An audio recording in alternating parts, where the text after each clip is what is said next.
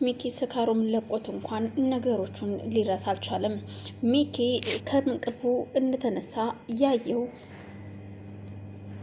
ትርሲትን ነበር። ትርሲት ደግሞ እስከሚነሳ እየጠበቀችው ነበረ። እናም ትርሲትም ስለ ትናንትና ስለተፈጠረው ነገር ስትጠይቀው ምን እያልሽ ነው? አንቺ ደግሞ ምንድነው የምትጠይቅኝ? በማለት ይመልስላታል። ትርሲትም ሚኪ አንድ እንድታቀም የምፈልገው ነገር አለ። እንደዚህ የሚያደርግህና ሰዎችን እንድትናገር የሚገፋፋህን ነገር ማወቅ እፈልጋለሁ። አንተ ሰክረ በመጣህ ቁጥር እኔ መሳቀቅ የለብኝም። አንተ ሰክረ ጠጥተ በመጣህ ሰዓት ሰው መሰደብና መዋረድ የለበትም በማለት ስትነግረው እኔ ምን አደረግኩ? ምንድን ያልኩት? ምን በጧት መተሽ ትለክፊኛለሽ? ዞር በይ እባክሽ ካጠገቤ በማለት ሲናገራት ጭራሽ አንተ እኔን ዞር በይ ትለኛለህ እንዴ? እኔ ነኝ እንዴ ለካፊዋ? ያዋረድከኝ በሰው ፊት እኮ አንተ ነህ በማለት ስትናገረው ደግሞ እኔ ምን አድርጌ ነው? እኔን ስተውና እነዛ ምንም የማያውቁትን ሽማግሌ ነው ስትሰድባቸው የነበረው። እሳቸው ያም ሲያንሳቸው ነው በማለት አሁንም በድፍረት ይመልስላታል። እኮ ምንድነው እሱ? ቆይ እኔ እናንተ አብረን እንድንኖር ትፈልጋለህ ወይስ መፋታት ትፈልጋለህ? አሁን ምርጫው ያንተ ነው። ከዚህ በኋላ እኔ ለአንተ ምንም አይነት ምርጫ አልሰጥህም።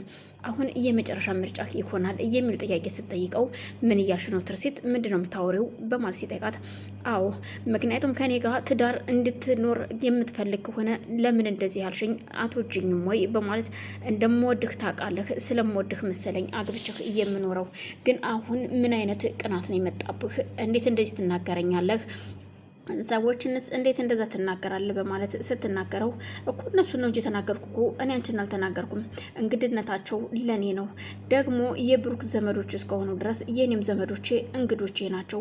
ምክንያቱም ብሩክ ለመኖሩ ለመዳኑ ምክንያት እነሱ ናቸው።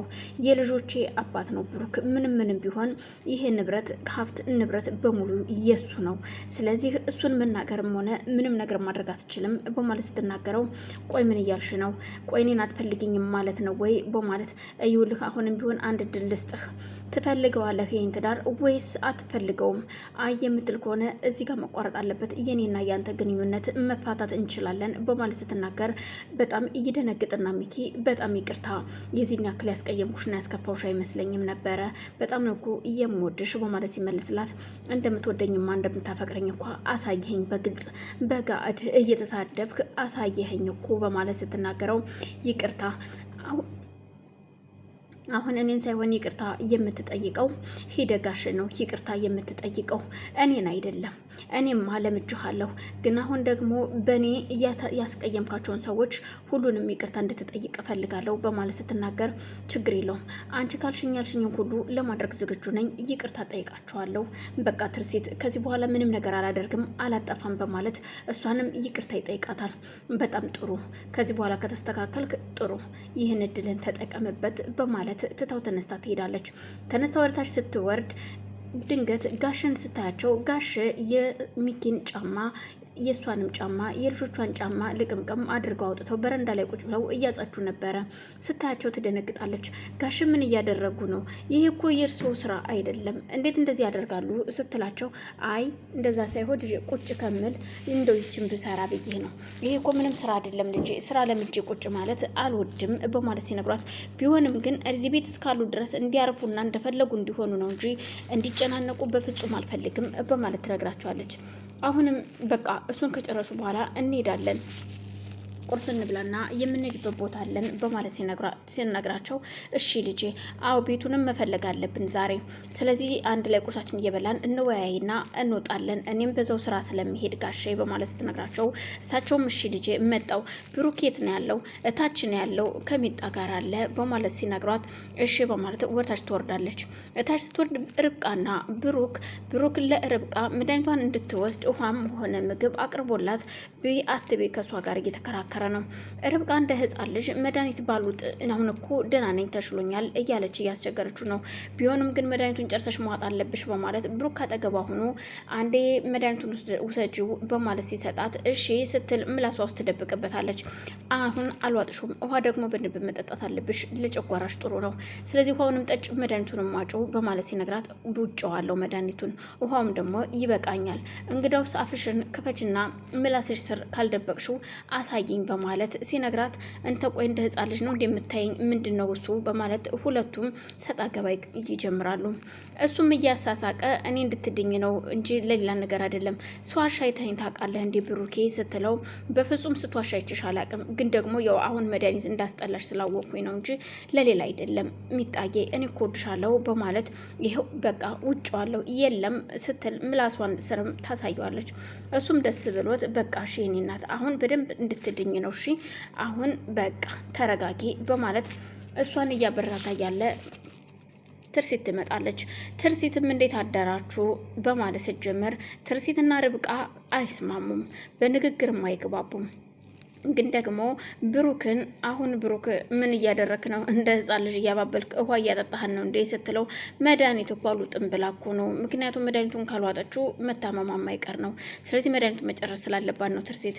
እሺ እና ታዲያ አሁን ምንድን ነው እንሄዳ መሄድ አለብን። ጋሼ ይምጡና አብረን ወደ ቤት ፍለጋ እናንተ ቤት ትፈልጋላችሁ፣ እንደገና ደግሞ እኔ ወደ ስራ ሄዳለሁ። ቤቱን ካገኛችሁ በኋላ ስደውሉልኝ እኔ እመጣለሁ ስትለው እሺ ደስ ይለኛል እንደዛ ከሆነ በጣም ጥሩ።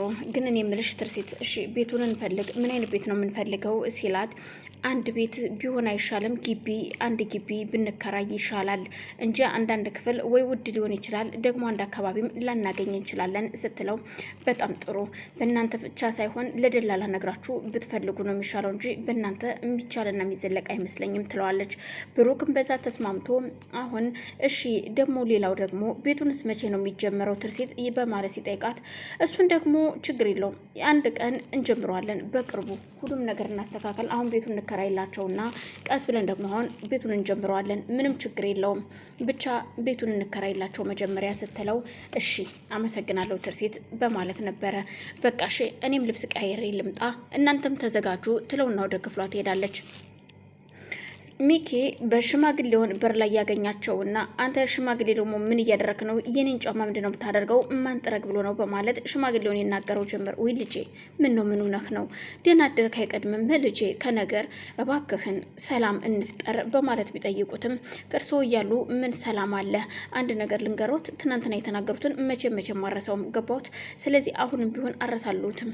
ስለዚህ ሁን ብለው ትዳሬን ለሌላ ሰው ሊሰጡብኝ እንደሆነ ደርሸበት አሁን የእርስዎ ጥረት እኮ እዚህ ቤት የተቀመጡት ብሩክና ትርሲትን ለማጋበት አይደለ ከኔ ያፋተው በማለት ሲናገራቸው ውይ ልጄ እኔ እንዴት ብዬ ነው እንደዛ የምለው? እኔ የትናንትናም ያቸው ያመለጠኝ መጀመላ ሲያዳልጦት ነው እንጂ አስቤበት እኮ አይደለም። እሱንም ደግሞ የተናገርኩት ያው በፊት ባልና ሚስት ስለነበሩ ብዬ ነው እንጂ እኮ ለሌላ አይደለም፣ ለክፋት አይደለም። እባክህ ልጄ በክፋት አትየው ቢሉትም እሱ ግን ሰጣ ገባ ላይ በጣም ይናገራቸዋል።